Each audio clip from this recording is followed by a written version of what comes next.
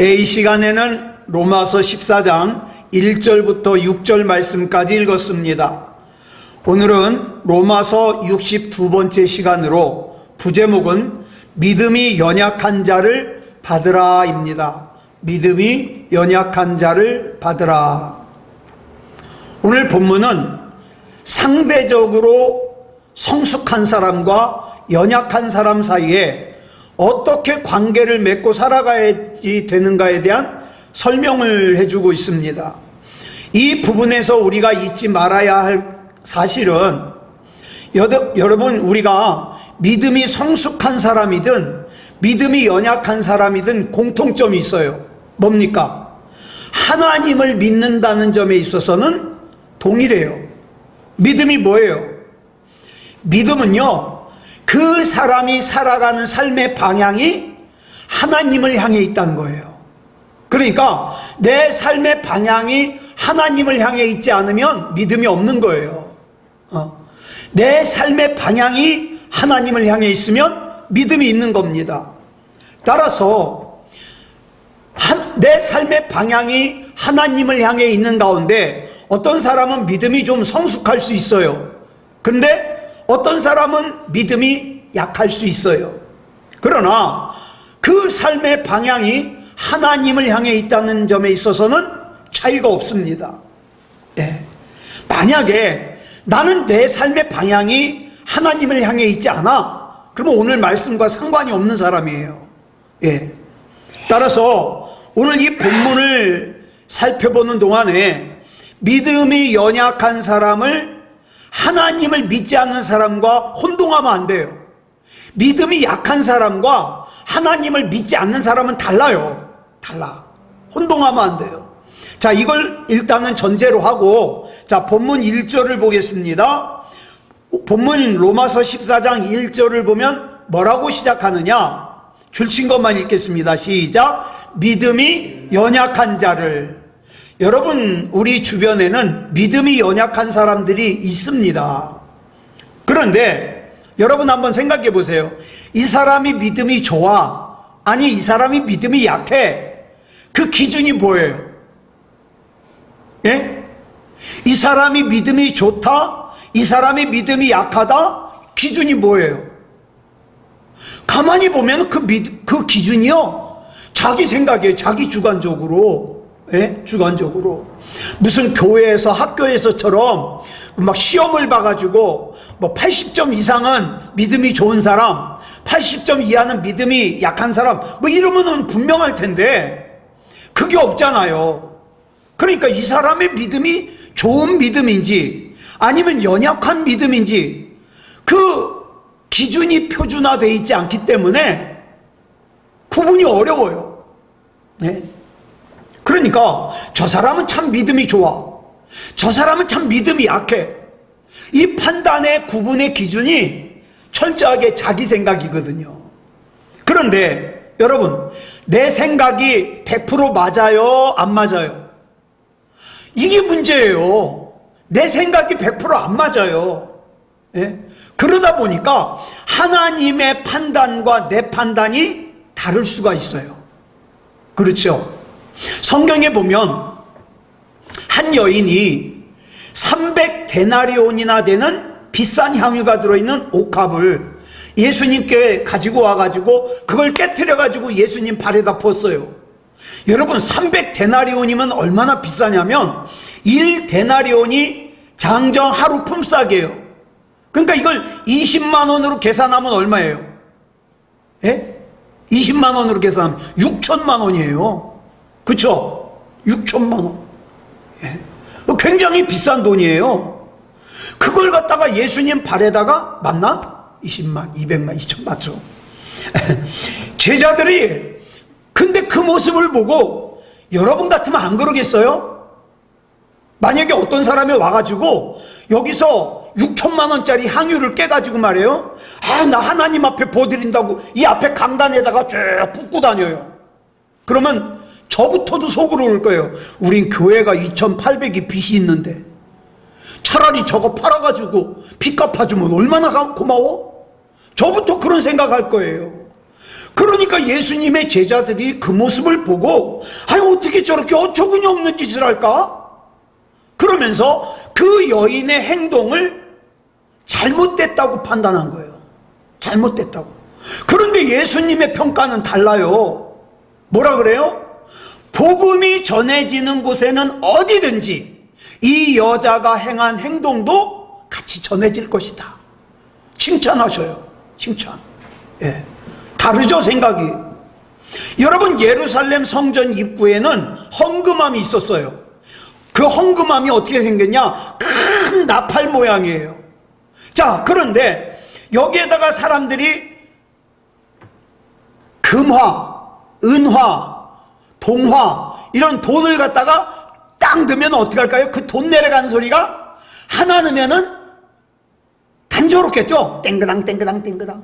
근데 많이 넣으면 어때요? 소리가 쫙 그러면서 막 소리가 날 거예요. 그죠? 응. 자, 거기서 헌금하는 사람들은요, 자기가 거기서 헌금하는 양이 마치 자기 믿음의 크기 같아요. 그래가지고 헌금을 많이 하는 사람은 믿음이 굉장히 좋은 사람. 막 금화 갖고 가가지고 잔뜩 하면. 근데 헌금을 조금 하면 믿음이 약한 사람. 이런 생각이 드는 거예요. 그런데 예수님이 그 앞에 앉아서 가만히 헌금하는 사람들을 지켜보는데 한 가난한 과부가 한 고드란트. 자, 한 고드란트는 얼마냐? 아까 1데나리온이 얼마라 그랬어요? 남자 장정 하루 품삯이라 그랬죠. 그걸 20만 원으로 계산하면 1고드란트는 64분의 1이기 때문에 3,000원이에요. 3,000원. 만약에 하루 품삯을 10만 원으로 계산하면 1,500원. 그걸 갖다가 이렇게 드리는 거예요. 근데 이 1,500원, 이 3,000원이 뭐냐? 이 여인의 하루 생활할 돈이거든요. 그 생활비 전부를 드린 거예요. 자, 그런데 그 광경을 지켜보던 예수님께서 그 말을 잔뜩 헌금하는 사람을 칭찬하신 게 아니라 1고드란트를 드린 여인의 믿음을 칭찬하셨어요. 왜? 금화가 잔뜩 있는 사람은 많이 있는 것 중에 일부분을 자기가 드린 거예요. 근데 이 여인은 자기 생활비 전부를 드린 거거든요. 그러니까 그 중심을 우리 주님이 보신 거죠. 저 같은 목회자라는 자리가 자칫 잘못하면 어떤 함정에 빠지기 쉬우냐? 내 믿음이 제일 좋아. 우리 교회에서 내 믿음이 제일 좋아. 이런 착각에 빠지기가 쉬워요. 왜 그러냐면 이 목회자라는 자리가 어디예요? 늘 말씀을 가르치잖아요. 설교를 하잖아요. 그러다 보니까 자기 믿음이 제일 좋다는 착각에 빠지기가 쉬운 거예요. 그런데 저는요, 제가 그렇지 않다는 걸 늘 확인해요. 여러분, 우리의 평가는 지극히 주관적이고 온전하질 않아요. 온전하질 않아. 이걸 우리가 생각해야 돼요. 그러니까 저와 여러분이 그걸 알면 아유, 저 사람은 믿음이 참 좋아, 저 사람은 참 믿음이 약해, 이렇게 함부로 말하면 안 돼요. 왜? 내 판단은 온전하지 못하니까. 이걸 잊어버리면 어떡합니까? 내 판단이 절대적인 것 마냥 어떻게 해요? 독선에 빠지고 오만해져요. 이 독선과 오만에 빠지는 순간 그 믿음은 뭐가 됩니까? 믿음이 아니라 인간의 집념이 돼요. 바른 믿음이 되질 못해요. 그래서 예수님이 제일 미워하신 게 뭐예요? 교만한 거예요. 교만한 사람은 이런 함정에 빠지기가 쉽거든요. 나는 다른 사람보다 잘났어. 그러니까 난 저 사람 말 들을 필요가 없어. 내 생각이 옳아? 그런 순간 나는 오만에 빠지기가 쉬워요. 믿음은, 여러분, 진짜 믿음은요, 생명과 같기 때문에 자꾸 자라가야 돼요. 내가 지금 내가 믿음이라고 생각하는 것이 10년 전과 20년 전과 똑같다? 문제 있는 거예요. 믿음이 아닐 가능성이 커요. 왜? 믿음이라는 것은 생명과 같아서 조금씩이라도 자라가야 되거든요. 그런데 나는 올바라, 나는 잘났어, 이 독선과 오만에 빠진 믿음은요, 그 순간부터 잘하질 않아요. 왜? 내가 잘났으니까, 내가 다 옳으니까. 그러면 상대적으로 나보다 믿음이 연약하다고 생각되는 사람이 있을까요, 없을까요? 있어요, 없어요? 우리 솔직하게, 예? 나보다 믿음이 약한 것 같아 라고 생각되는 사람이 있어요, 없어요? 있죠. 당연히 있죠. 나보다 예배 잘 안 드리고 나보다 기도 잘 안 하고, 그러면 뭐예요? 나보다 믿음이 약한 것 같아요. 그러면 그런 사람들을 내가 어떻게 대해야 되냐? 오늘 본문 1절, 자, 줄친 거 다시 한번 읽어볼까요? 시작. 믿음이 연약한 자를 너희가 받되. 여러분, 저와 여러분이 진짜 하나님을 믿고 예수님을 구주로 영접한 사람이라면 믿음이 연약한 사람을 받아들일 수 있어야 돼요. 그런데 이렇게 믿음이 연약한 사람을 내가 받아들이고 수용하려면 먼저 어떻게 해야 돼요? 내가 열려 있어야 돼요. 내가 열려 있어야 돼요. 내 믿음만을 믿음이라고 생각하고 틀을 갖다가 딱 만들어 놓은 상태에서 변하지 않으면 나하고 다른 믿음, 나하고 방향은 같은 하나님을 믿는다 하더라도 뭔가 나하고 조금 다른 믿음은 인정을 안 해요. 인정을 안 해. 그러면 수용할 수가 없죠. 그런데 우리가 다른 사람을 받아들이려면 이단이 아닌 이상 어떻게 해요? 열려 있어야 돼요. 그리고 어떻게 합니까? 멈추지 말고 한 걸음 한 걸음 나아가야 돼요. 자, 본문 1절 하반절 줄친 거 다시 읽겠습니다. 시작. 그의 의견을 비판하지 말라. 아이, 저 사람은 믿음이 약하기 때문에 얘기 들을 필요가 없어, 그러지 말라 이 말이에요. 그 사람의 의견을 비판하지 말라. 이걸 갖다가 세번역 성경을 보니까 뭐라고 번역을 해놨냐? 줄친 것만 읽어볼까요? 시작. 그의 생각을 시비거리로 삼지 마십시오. 믿음이 연약한 사람의 생각과 행동을 비판하지도 말고 시비거리로 삼지도 말라 이 말이에요. 왜?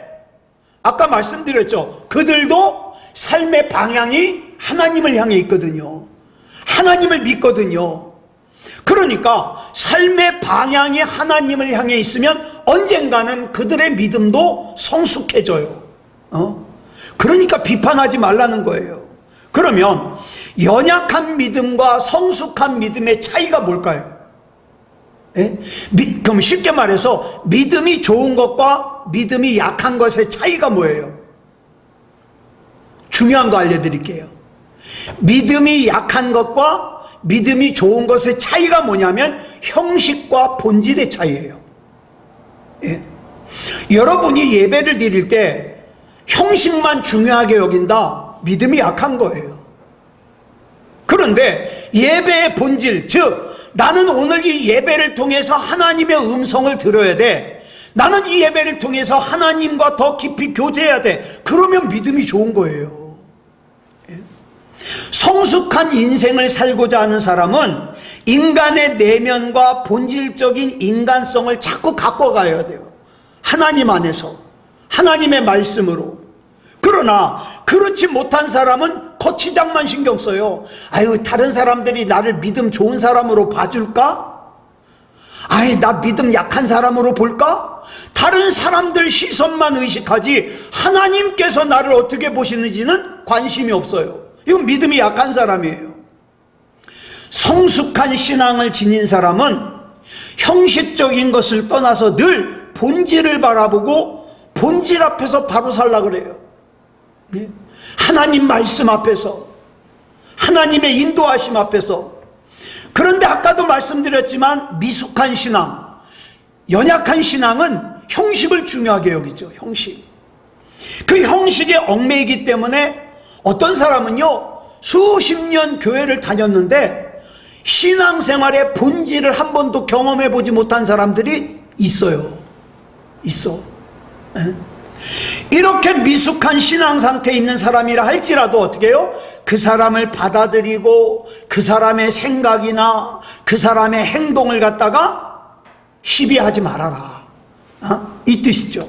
자, 본문 2절 보겠습니다. 시작. 어떤 사람은 모든 것을 먹을 만한 믿음이 있고 믿음이 연약한 자는 채소만 먹느니라. 레위기 11장과 신명기 14장을 보면 이스라엘 백성에게 먹을 것과 먹지 말아야 될 것을 구별하는 내용이 나와요.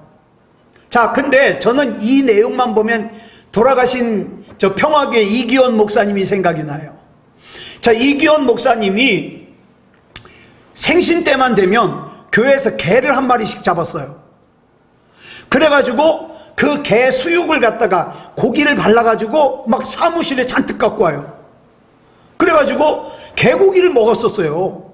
그런데 언젠가 한 새신자가 와가지고 목사님한테 따지는 거예요. 목사님, 어떻게 목사님이 개고기를 드실 수 있어요? 그 이기원 목사님이 그 뒤로 개고기를 딱 끊었어요. 그러면서 나중에 그 사무실에서 전도사들로 앞에다 두고 말씀을 하시는데, 내가 개고기를 먹는다 그래서 내가 죄책감이 들거나 죄스러운 건 아니다. 그런데 내가 그 개고기를 먹는 것 때문에 저 새신자가 마음속에 시험에 든다면 먹지 말아야 된다. 전 그 말씀이 계속 기억이 나요. 자, 이스라엘 백성이 지금으로부터 약 3,500년 전 광야를 지나서 가나안 땅으로 입성할 때 하나님께서 모세에게 주신 율법이에요. 그런데 3,500년 전이니까 굉장히 오래됐잖아요. 근데 그때로부터 1,500년이 지나서 사도 바울 시대에, 지금으로부터 2,000년 전에 사도 바울 시대에도 먹어도 되는 것, 먹지 말아야 될 것을 가리는 사람들이 있더라 이 말이에요. 예? 어떤 사람은 철저하게 고기를 안 먹어요. 채소만 먹어요. 왜 그러냐? 이 당시에 로마 제국이 세계를 지배하고 있었잖아요. 자, 이스라엘도 로마의 식민지였어요. 그런데 문제는 로마는 우상을 섬기는 나라였기 때문에 그 로마 시대 때 정육점으로 나오는 고기는 다 어디를 거쳐서 나오느냐? 먼저 신전에 가가지고 신에게, 우상신에게 바쳤다가 나오는 고기거든요. 그러니까 정육점에 있는 고기는 다 우상 앞에 바쳐졌던 고기예요. 그러니까 유대인들은 부정한 음식이죠. 만약에 내가 고기를 먹고 싶다 그러면 내가 직접 가서 짐승을 잡아가지고 먹어야지, 정육점에 가서 고기를 산다? 우상 앞에 제물로 바쳐졌던 고기예요. 그래가지고 유대인들은 고기를 안 먹어요. 왜? 이거는 우상 앞에 바쳐졌던 음식이니까, 제물이니까 고기를 절대 먹으면 안 된다고 생각했어요. 자, 그런데 바울은 이처럼 율법에 입각해서 먹을 것과 먹어서는 안 될 것을 구별하는 사람들, 그리고 고기를 먹고 고기는 먹지 않고 채소만 먹는 사람들을 가리켜 뭐라 그랬냐? 바울이 믿음이 약한 사람이라 그랬어요. 믿음이 약한 사람. 왜냐하면 그들은 지금 형식에 얽매여 있거든요. 형식에. 자, 바울은 주님께서 말씀하신 바와 같이, 주님이 뭐라고 말씀하셨어요? 우리 사도행전 앞에서 나눴잖아요. 베드로가 기도 시간에 옥상에 가서 기도하고 있는데 하늘에서 보재기가 내려오는데 내구퉁이가 묶였어요. 거기 보니까 성경에 부정하다고 하는 음식들이 짐승들이 들어있어요. 그런데 하늘에서 음성이 들리기를 잡아먹으래요. 나는 이 부정한 음식 먹을 수 없습니다. 그랬더니 하나님이 뭐라 그랬어요? 내가 깨끗하게 한 것을 네가 왜 부정하다 하느냐? 이렇게 말씀하셔요. 그러니까 바울이 그렇게 말하는 거예요. 하나님께서 만드신 음식은 속된 것이 없다. 이 믿음을 가지고 있어요. 그런데 음식은 하나님께서 만들어주신 거기 때문에 바른 마음으로, 바른 믿음으로 먹으면 돼요. 근데 야, 이거 먹어도 되나? 죄책감이 들 때 있잖아요. 예를 들면 요즘엔 그런 거 보기가 힘들어요. 길거리 지나가는데 어느 집에서 고사를 지내고 고사떡을 밖에다 내놨어요. 그런 거 전에 보셨죠? 저는 종종 봤어요.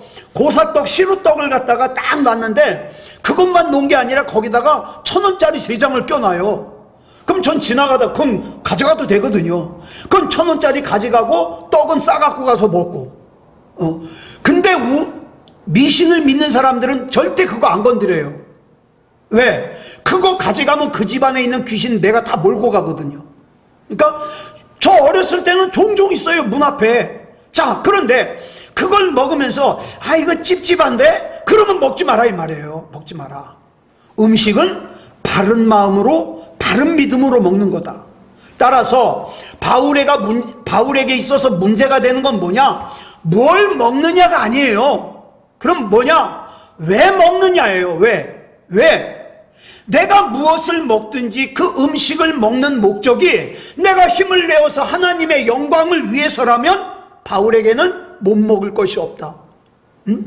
이기현 목사님이 몸이 약하셔가지고 그 개고기를 잡아서 개고기를 먹는데 그거 문제가 되지 않는다. 그렇지만 새신자가 시험에 들어가니까 그 뒤로는 제가 드시는 걸 못 봤어요. 딱 끊으셔요. 왜? 음식을 먹는 것보다 새신자의 신앙이 더 중요하니까. 예. 그러니까 내가 뭘 먹든지 그걸 먹는 목적이 하나님의 영광을 위해서라면 못 먹을 것이 없다는 거죠. 그렇다 그래서 바울이 먹는 것과 먹지 못하는 것을 따지고 가리면서 채소만 먹겠다는 그 믿음이 연약한 상태에 있는 사람들을 업신여기거나 시비 걸거나 그러지 않았어요. 오히려 본문 3절 볼까요? 줄친 것만 시작.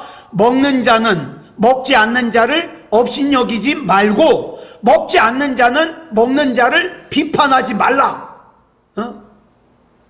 업신여긴다는 건 뭐예요? 내가 상대방보다 낫다. 야, 나는 아무거나 먹어도 되는 믿음을 가졌어? 너는 참 믿음이 약해가지고 가리는 것도 많다. 업신여기지 말라 이 말이에요. 반대로 안 먹는 사람은 아니 어떻게 예수 믿는다는 사람이 저런 음식을 먹어? 비판하지 말라 이 말이에요. 비판하지 말라. 자유함으로 먹는 사람을 정죄하지 말라. 예수님 당시 세상 사람들이요 예수님을 참 많이 정죄를 했어요. 뭐라고 정죄했냐? 예수님은 죄인들과 같이 있었거든요. 세리, 또 죄인들, 창녀들 이런 사람들하고 대화를 많이 하셨어요. 그랬더니 사람들이 마태복음 11장 19절에서 예수님을 향해서 뭐라 그래요? 줄친 것만 시작. 보라, 먹기를 탐하고 포도주를 즐기는 사람이요 세리와 죄인의 친구로다. 이렇게 얘기를 했어요.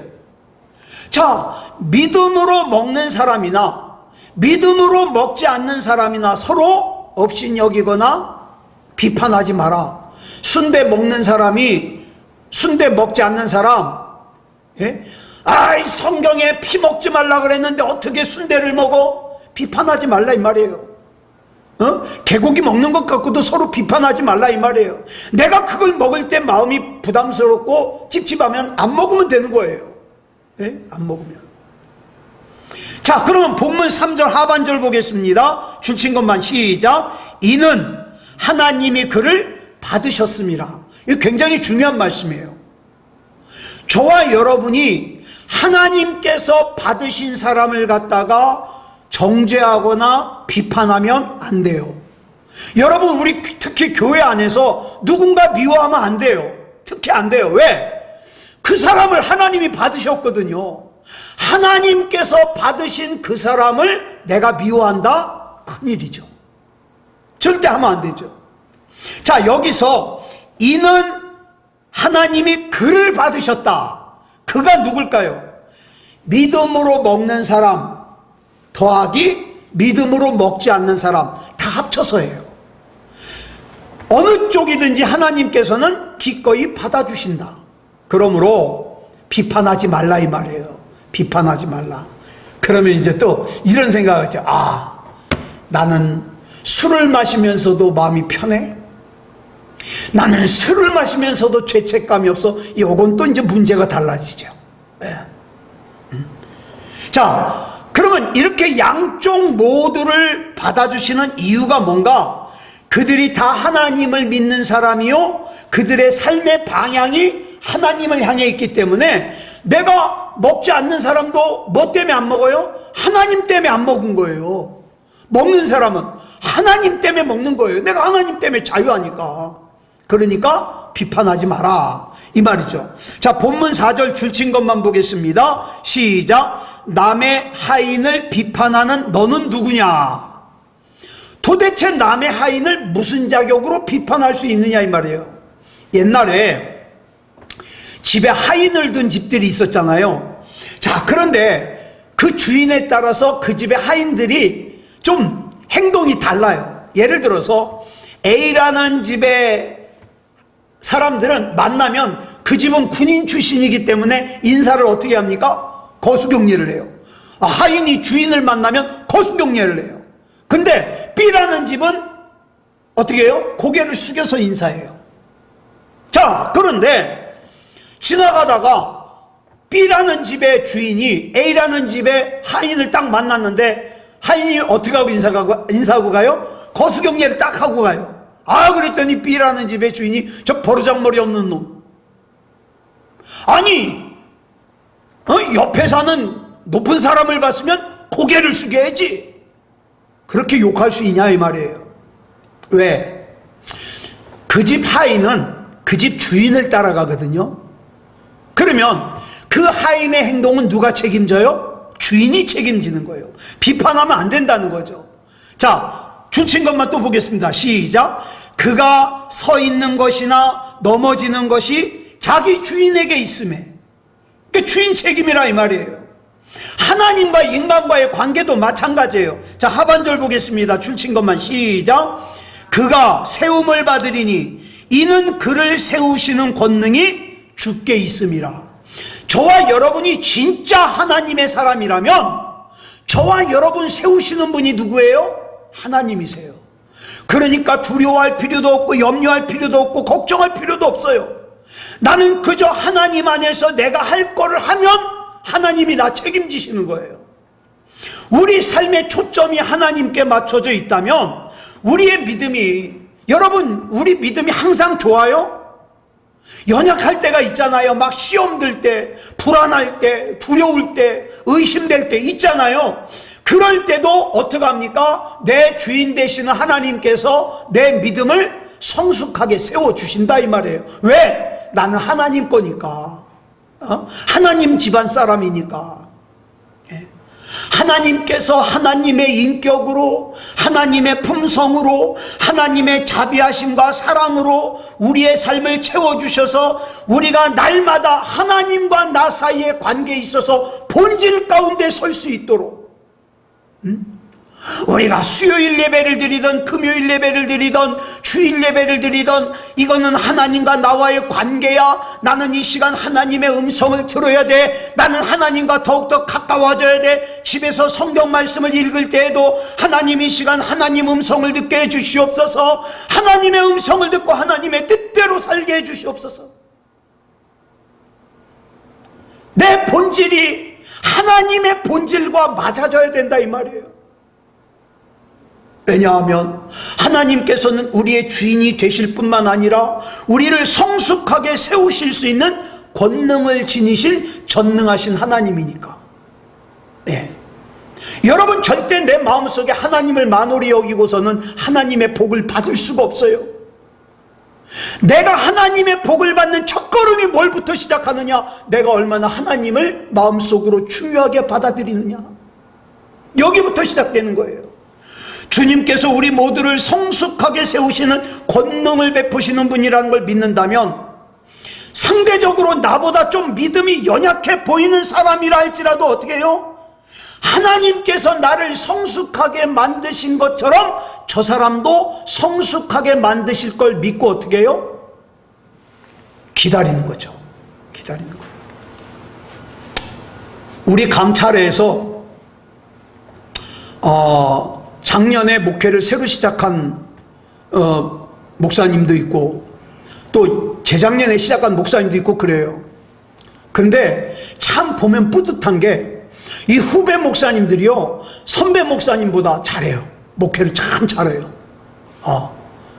우리 지난번에 부흥회 할 때 강윤덕 권사님도 오셨더만 참 분위기 좋죠. 그 부흥회 갔다 와가지고 강윤덕 권사님이 그래요. 아, 목사님, 그 부흥회 하려면 얼마나 든대요? 얼마나 드느냐가 문제가 아니라 이 시간 이렇게 나올 수 있느냐가 문제지. 예? 나오기만 하면야 빚을 내서라도 부흥회 하죠. 이 목사님들이 얼마나 잘하는지 몰라요. 그러니까 제가 이렇게 보면 우리 감찰의 그 후배 목사님들 보면 뿌듯해요. 지방에 가서도요 굉장히 목에 힘이 들어가고. 왜? 우리 감찰의 목사님들이 든든하니까. 여러분, 우리 하나님께서는요, 예? 하나님의 때에 다 일으켜 세우셔서 쓰십니다. 나중에 우리도 이상진 목사님이라고 우리 교회 모셔가지고 한번 들을 건데요. 성전이 어떻게 준비됐는지, 어떻게 그 진행 과정, 성전을 이전한 진행 과정 한번 들어보세요. 얼마나 은혜로운지 몰라요. 여러분, 저와 여러분은 하나님 앞에서 자랑할 것이 없어요. 나 전부를 하나님 앞에 맡길 때 하나님이 나를 책임져 주셔요. 예? 그렇기 때문에 우린 교만할 수 없는 거예요. 여러분, 내가 교만하지 않는 게 아니라 교만할 수 없는 거예요. 하나님을 진짜 믿는 사람은. 바꿔 말하면 나보다 조금 미숙한 믿음을 가진 사람을 없인 여길 수 없다 이 말이에요. 왜? 나도 한 짓이 있는 걸. 나도. 예. 그래가지고 어떡합니까? 그 사람을 위해서 물심양면으로 도와줘야 되는 거예요. 하나님께서 다른 사람보다 나에게 조금 더 성숙한 믿음을 주셨다면 그건 나만을 위한 게 아니에요. 나보다 조금 미숙한 사람을 도와주라고, 이끌어주라고. 예. 또한 내가 아직도 미숙한 상태에 있지만 주님께서 미숙한 믿음을 성숙한 믿음으로 바로 세우시는 권능의 하나님이심을 믿는다면 어떡합니까? 기다려요. 믿음다운 믿음을 가지고 기다려요. 하나님의 때에 하나님 반드시 역사하십니다. 내 주위에 나보다 성숙한 믿음을 가진 사람들을 찾아 그 사람들을 본으로 삼아 닮아가는 것 중요해요. 나는 나대로 살 거야. 나는 신앙 그냥 내 맘대로 할 거야. 그런 사람은 신앙의 발전이 없어요. 성숙이 없어요. 내가 2024년도 새해를 맞았으니까 성경 조금 더 보자. 기도 조금 더 하자. 하나님과의 관계를 조금 더 가깝게 하자. 네. 여러분, 우리 주님께서는 우리를 성숙한 믿음의 위치에 세우시되 에베소서 4장 13절을 보니까 뭐라 그러냐면 그리스도의 장성한 분량이 충만한 데까지 그랬어요. 그리스도의 장성한 분량. 예. 솔직히 말해서 우리가 예수님의 장성한 분량까지 어떻게 자라요? 이게 무슨 뜻이냐면 이 세상 끝나는 순간까지 내 성숙함의 과정이 중단되면 안 된다 이 말이에요. 중단되면 안 된다. 예. 따라서 나와 생각이 다른 사람을 정죄할 것이 아니라 나와 다른 믿음, 나보다 성숙한 생각을 받아들일 자세를 가지자 이 말이에요. 예전에 어떤 교회 집회를 갔는데 중간쯤에 앉아가지고 팔짱 탁 끼고 말이에요. 벌써 표정이 은혜 안 받겠다 이거예요. 와 앉아있긴 한데. 근데 나중에 끝날 때까지 그러고 있어요. 끝날 때까지. 그런 사람은 어떻게 은혜를 받아요? 주님 말씀하옵소서. 주의 종이 듣겠나이다. 그런 사람에게 부어지죠. 네. 그렇기 때문에 저와 여러분의 마음을 활짝 열어야 돼요. 자, 본문 5절 보겠습니다. 시작. 어떤 사람은 이 날을 저 날보다 낮게 여기고 어떤 사람은 모든 날을 같게 여기나니 각각 자기 마음으로 확정할지니라. 이것도 문제예요. 여러분, 이스라엘에는 3대 절기가 있죠. 유월절, 초막절, 오순절. 우리로 말하면 뭐 성탄절, 부활절, 추수감사절. 예. 사람들에 따라서는 이런 날에 특별한 의미를 부여하고 싶은 사람이 있어요. 어떤 사람은 나는 부활절이 제일 중요해. 어떤 사람은 야, 예수님이 탄생하신 성탄절이 최고지.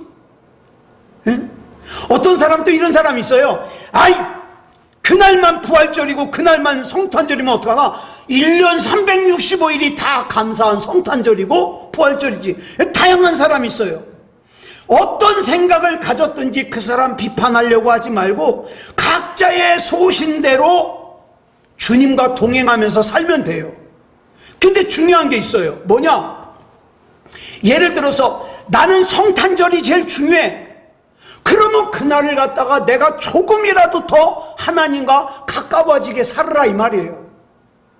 나에게는 부활주일이 제일 중요해. 그러면 부활주일만이라도 좀 특별하게 하나님께 가까이 가자 이 말이에요. 나는 1년 365일이 다 중요해. 그러면 365일 다 특별하게 하나님과 교제하면서 살자 이 말이에요. 그런 것이 없이 이런 얘기를 하는 것은 아무 쓰잘데기 없는 얘기다. 응? 행하는 믿음을 가질 때에만 우리 주님의 세우심을 받을 수 있어요. 우리 장로님들, 또 우리 권사님들, 내가 하나님 앞에서 이 중직을 받았는데 하나님 어떻게 하면 내가 하나님 앞에 귀한 사명 감당할 수 있습니까? 항상 기도하고, 저는 절대 여러분들에게 뭐 하십시오 얘기 안 해요. 여러분들, 우리는 우리 교회 찾아야 돼. 뭐를 할까? 찾아야 돼요. 찾아야 돼. 그래서 내 발을 내디딜 때 그때 어떻습니까? 그만큼 성장하는 거고 그만큼 잘하는 거고. 그 다음 본문 6절 보겠습니다. 시작. 나를 중히 여기는 자는, 중히 여기는 자도, 다시 시작. 나를 중히 여기는 자도 주를 위하여 중히 여기고 먹는 자도 주를 위하여 먹으니 이는 하나님께 감사하며 먹지 않는 자도 주를 위하여 먹지 아니하며 하나님께 감사하느니라. 먹지 말아야 될 것을 먹지 않는 것이 바른 믿음이라고 생각하는 사람이 있다 그랬죠. 반대로 뭐든지 먹어도 되는 믿음을 가진 사람이 있다 그랬죠. 이 상반된 믿음을 가지고 있는 사람들은 서로 비판하지 말라 이 말이에요. 내가 이것이 옳다고 생각하면, 내가 이렇게 해야만 주님과 조금이라도 더 가까워질 수 있다고 생각하면 그렇게 하는 거예요. 왜? 중요한 것은 내 삶의 방향이 하나님을 향하여 있느냐, 이거거든요. 왜 믿음을 가진 단체가 자꾸 분열될까요? 하나님을 향한 관계가 아니라 옆에 사람들과의 관계이기 때문에 어떡합니까? 내 생각과 다르면 쪼개져 버리는 거예요.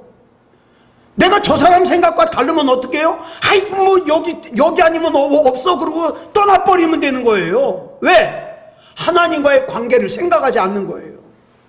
그러나 하나님과의 관계에서 생각하고 내가 지금 가지고 있는 믿음이 하나님께로부터 왔다는 걸 감사하면 그 믿음은 다른 사람들과의 관계도 이어지고 발전시킬 뿐만 아니라 내 믿음도 성숙시켜요. 내 믿음도. 여러분, 부부가 있으면 남편과 아내 믿음이 똑같을 수는 없잖아요. 어느 집은 남편 믿음이 좀 더 좋아, 어느 집은 아내 믿음이 좀 더 좋아. 절대 나보다 믿음이 약하다 그래서, 미숙하다 그래서 업신여기면 안 돼요. 그것도 믿음 생활이라고 하냐고, 그런 말 절대 하면 안 돼요. 그런 말 절대 하면 안 돼요. 그 다음에 나보다 신앙생활 하는 사람들을 극성스럽다고 얘기하면 안 돼요. 나와 다른 믿음, 나와 다른 모습, 그 신앙생활 하는 사람들을 비판하지 말고 정죄하지 말고 받아들이는 거예요. 그리고 닮아갈 건 닮아가고 고칠 건 고치고, 그러면 우리 이 믿음의 공동체가 얼마나 사랑의 공동체가 되겠습니까? 예수님을 닮아가겠습니까?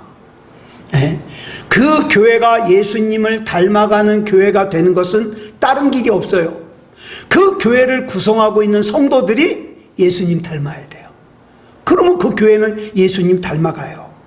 아무쪼록 믿음이 약한 사람들을 대할 때 이렇게 막 내려다보고 깔보고 업신여기고 그렇게 절대 보면 안 돼요. 예? 사랑하고 아끼고. 우리 강 권사님 그 자매 요새 안 오대? 예? 청년. 예. 예. 좀 많이 힘든 것 같더라고. 그 위에서 기도해 주고, 하나님 치유해 주시고 고쳐 주시고 좋은 믿음 들어가게 해 주십시오. 기도해야죠. 그렇게 해서 예수님이 뭐라 그랬어요? 겟세마네 동산에서 기도할 때 일어나라 함께 가자.